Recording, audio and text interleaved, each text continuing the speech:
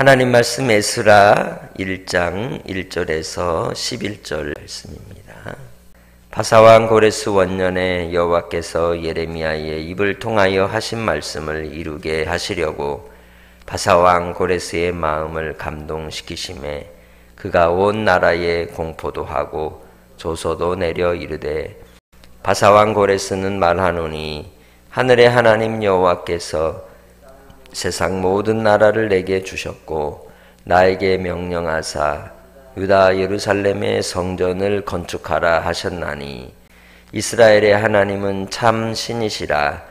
너희 중에 그 백성된 자는 다 유다 예루살렘으로 올라가서 이스라엘의 하나님 여호와의 성전을 건축하라. 그는 예루살렘에 계신 하나님이시라. 그 남아있는 백성이 어느 곳에 머물러 살든지 그곳 사람들이 마땅히 은과 금과 그 밖의 물건과 짐승으로 도와주고 그 외에도 예루살렘에 세울 하나님의 성전을 위하여 예물을 기쁘게 드릴지니라 하였더라.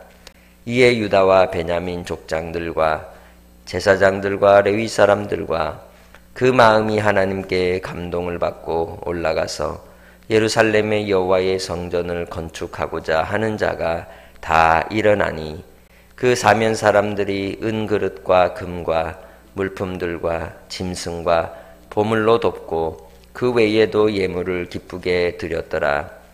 고레스 왕이 또 여호와의 성전 그릇을 꺼내니 옛적에 느부갓네살이 예루살렘에서 옮겨다가 자기 신들의 신당에 두었던 것이라.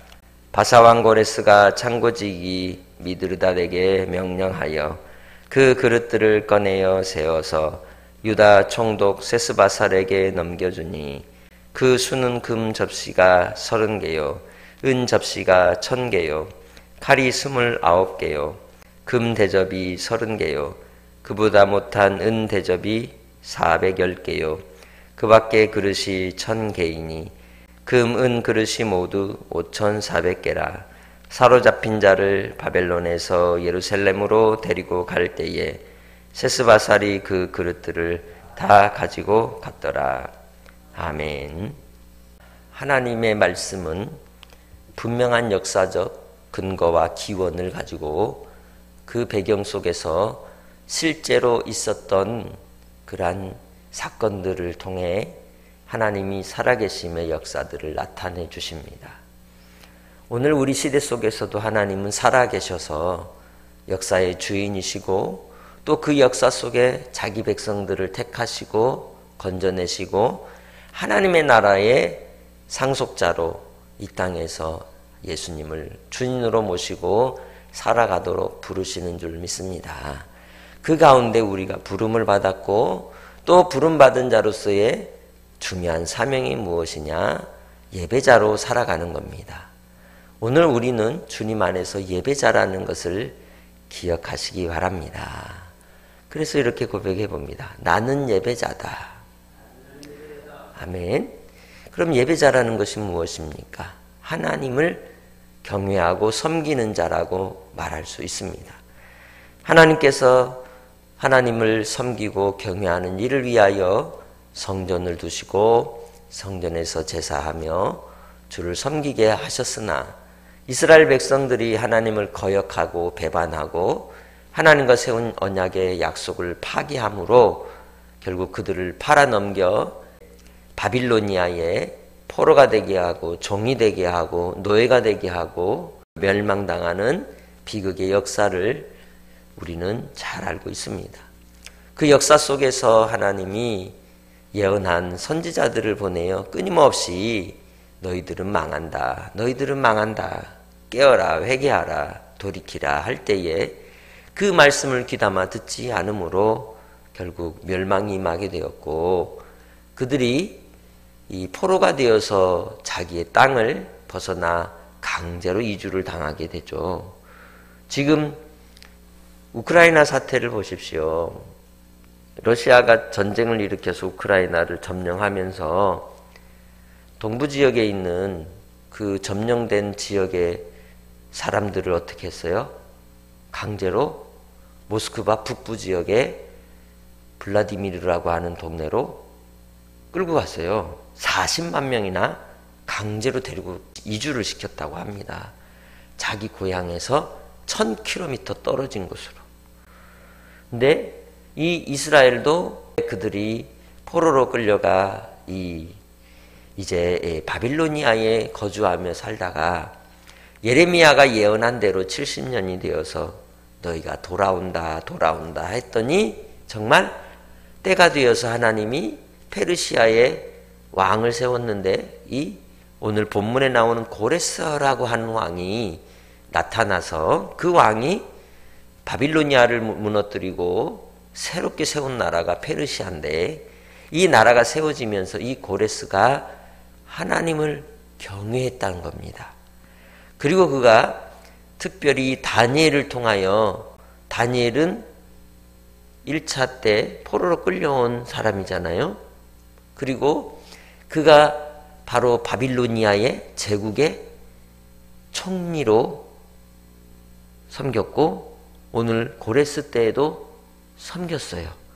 이 다니엘을 통하여 유대인들은 이 바빌로니아에 비록 끌려왔어도 그들이 고통의 자리에 상황에 살았을지 몰라도 그럼에도 불구하고 그들을 통하여 무엇을 보이셨어요?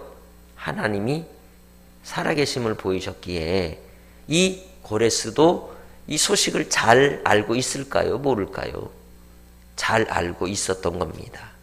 그가 바빌로니아 왕들과 다른 이유는 여기에 있는 겁니다. 하나님을 두려워할 줄 아는 이방인 왕이었던 겁니다. 그래서 하나님께서 그의 마음을 감동시키셔서 바로 이스라엘 백성들을 다시 예배하는 자로 세우기 위해 예루살렘에 다시 성전을 짓도록 이들을 이끌어 보내는 명령을 오늘 본문의 내용을 통해 말씀하고 있는 겁니다. 모든 인생엔 때가 있습니다. 고난을 당하는 때가 있고 또 상처를 받을 때가 있고 고통을 당할 때가 있고 반대로 회복이 되는 때가 있고 치료되는 때가 있고 기쁨의 찬송과 영광을 올리는 때가 있는 겁니다. 그 때를 우리는 잘 인내하는 삶의 법칙을 배워야 하는 것이죠. 믿음이란 무엇이냐? 오래 참는 겁니다. 믿음이란 사랑으로서 기다릴 줄 아는 겁니다.